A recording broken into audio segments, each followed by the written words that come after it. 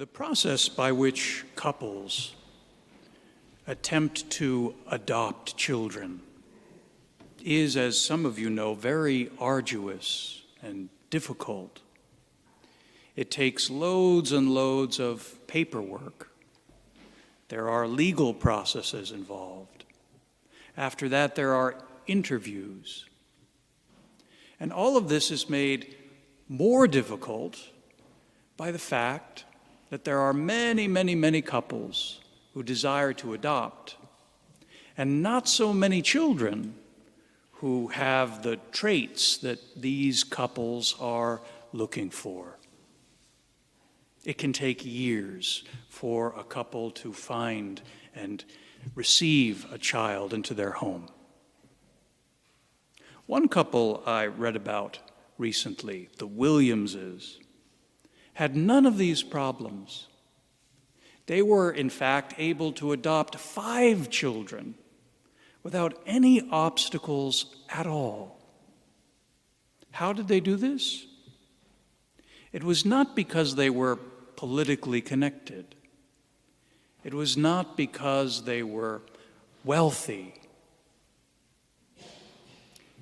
Instead, the reason they were able to do this is because the Williamses decided to adopt children with disabilities, all 5 of them. In the tactful parlance of the adoption agency, they were children that were hard to place. And because they chose these children, the doors were open to them. There were no problems whatsoever.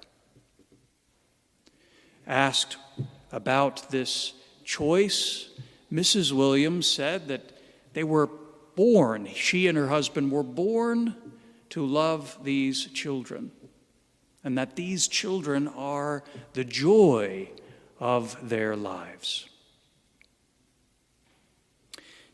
Today in our readings, we hear all about the divine motivation for choosing us, the divine motivation behind calling all of us into the fellowship of the Blessed Trinity, into the communion of the Church. St. Matthew relates that as Jesus looked upon the crowds, he saw that they were troubled and abandoned, like sheep without a shepherd. This, brothers and sisters, is how the Lord Jesus looks upon us. And as difficult as it is, we have to accept that when the Lord first looked upon us, he saw us as troubled and abandoned. And that is why he reached into our lives and stirred the gift of faith in us. This can be difficult to accept. When we are chosen for a team or when we land a job, we like to think that we were chosen because of some shining talent, some gift of ours that was apparent to the coach or the boss who hired us. No one really likes to think that they were chosen because they were obviously and painfully lost and abandoned looking. No. Yet, that is the logic of our election, our call by God. This worldly way of thinking can even creep into the way we understand why we are here this morning, why we are practicing Catholics. Well, it's because we have faith. It's because we strive to love God. It's because we believe in morality and the truths of Catholic doctrine. All of this is true. It should be true. Yet that's not the ultimate reason we are here. We are not chosen by God because we have faith, because we strive to please him. No. God chooses us. He chooses us first. He calls us first before we have those gifts. And the only reason we have those gifts is because God called us. God chose us. It's God who makes the first move. It's God, by loving us, who makes us lovable and fills us with his gifts.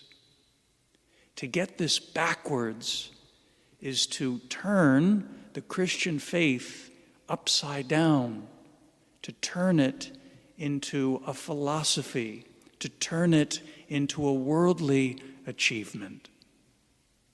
And that is precisely what St. Paul does not want us to do when he reminds us that Christ loved us while we were yet sinners, before we loved him.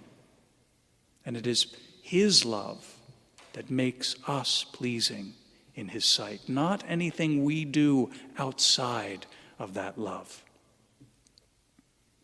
As some of you know, I serve at St. John's Seminary. And one of the first criteria we look at when we receive a candidate for the priesthood is whether he understands this truth about himself. It gets to the very core of the priesthood.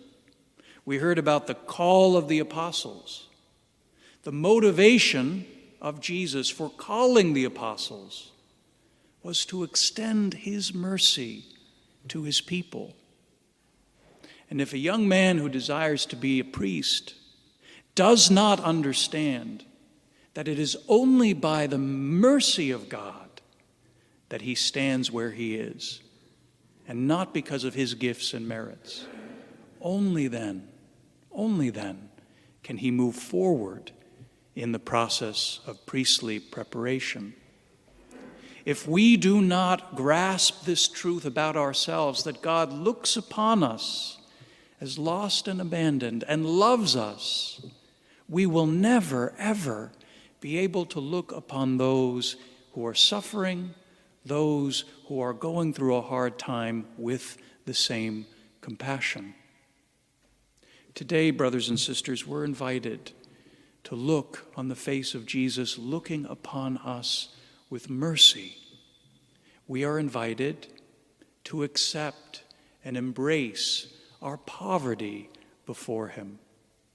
And we are invited to reflect that gaze of love upon others. That was the secret behind the Williams family and their love of their children. May it be our secret as well. And may others see in our eyes, the eyes of Jesus, looking upon them with compassion.